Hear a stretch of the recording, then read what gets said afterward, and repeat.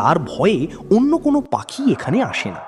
1 ton ওজনের অষ্টধাতুর নীল চক্র একটি শক্তিশালী ইলেকট্রোম্যাগনেটিক ফিল্ড তৈরি করে। এই চুম্বকীয় ক্ষেত্র পাখিদের দিক নির্ণয় ক্ষমতা নষ্ট করে দেয় এবং বিমানের ইলেকট্রনিক ডিভাইসে বিভ্রাট ঘটাতে পারে।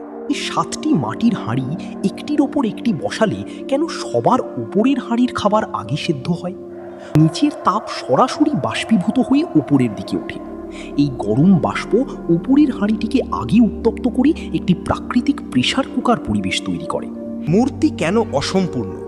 কেন জগন্নাথ দেবের হাত বা পা নেই? এই রহস্যের উত্তর লুকিয়ে আছে এক অদ্ভুত পৌরাণিক কাহিনীতে। পাবিহীন এই গোল আকৃতি মন্দিরের ভেতরের মন্ত্রোচ্চারণ এবং মহাজাগতিক কম্পন, কসমিক ভাইব্রেশন বা সাউন্ড ফ্রিকোয়েন্সি ধারণ করতে ও তা ভক্তদের মধ্যে ছড়িয়ে দিতে অনেক বেশি কার্যকর। অন্তর্বিনা মিস্ট্রি ফাইল সাবস্ক্রাইব করে বেল আইকনটি অন করে রাখুন।